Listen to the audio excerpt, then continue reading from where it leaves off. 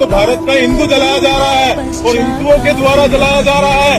ভাবুন তো, যারা দীপু দাসকে নিয়ে এত লাফালাফি করেছিল, যেসব চ্যানেলগুলো দীপু দাসকে নিয়ে এত লাফালাফি করেছিল, যে সেসব ইউটিউব মানে সেসব টিভি চ্যানেলগুলো আজ কোথায়?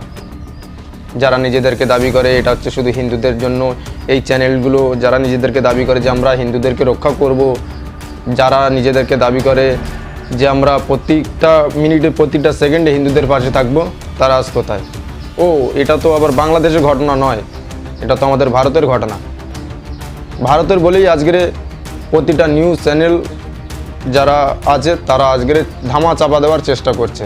না তো কোনো টিভি চ্যানেলের মাধ্যমে এই ভিডিওটা শো করছে, না তো সোশ্যাল মিডিয়া প্ল্যাটফর্মের মাধ্যমে যে নিউজ চ্যানেলগুলো আছে তারা কভার করছে, কেউই কভার করছে না। কেন? এটা আমাদের ভারতে একজন হিন্দুকে হিন্দুরাই পুড়িয়ে মেরে ফেলে দিয়েছে। এটা যদি কোনো মুসলিম ব্যক্তি যদি পুড়িয়ে মেরে ফেলতো, তাহলে হয়তো আজ সোশ্যাল মিডিয়ার মাধ্যম দিয়ে, টিভি চ্যানেল মাধ্যম দিয়ে তোলপাড় হয়ে যেত, আজকের প্রতিবাদের একটা নাড়া ঝরে যেত, আজকের পথ অপরাধ হতো, আজকের রাস্তাঘাট সব কিছু থেকে সব কিছু বন্ধ করে দেওয়া হতো।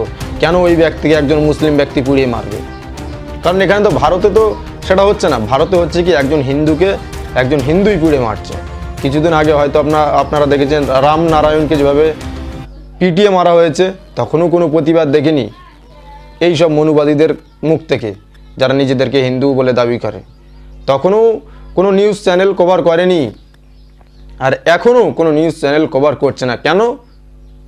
কারণ এটা ভারতের হিন্দু, কারণ এটা একজন হিন্দুকে হিন্দুই পুড়িয়ে মেরেছে, যার জন্যই কিন্তু কোনো মানে নিউজ চ্যানেল এর প্রতিবাদ করছে না।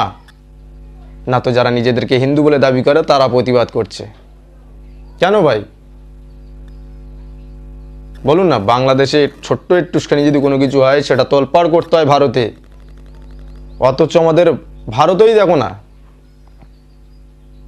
তাই বলছি, এখনও হিন্দুদেরকে বলছি সতর্ক হও, বুঝতে শেখো, খুঁজতে শেখো। সোনু কাশ্যপকে জ্বালিয়ে পুড়ে মারা হয়েছে, আগামী দিন আপনিও আছেন। না তো আপনাকে কোনো মুসলিম জ্বালিয়ে পুড়িয়ে মারবে, না তো কোনো অন্য ধর্মের মানুষ আপনাকে মারবে কে? একজন হিন্দুই কিন্তু আপনাকে মারবে। তার জন্য সতর্ক থাকুন, বুঝতে শিখুন, খুঁজতে শিখুন, এইসব মনুবাদীদের হাত থেকে বাঁচতে শিখুন।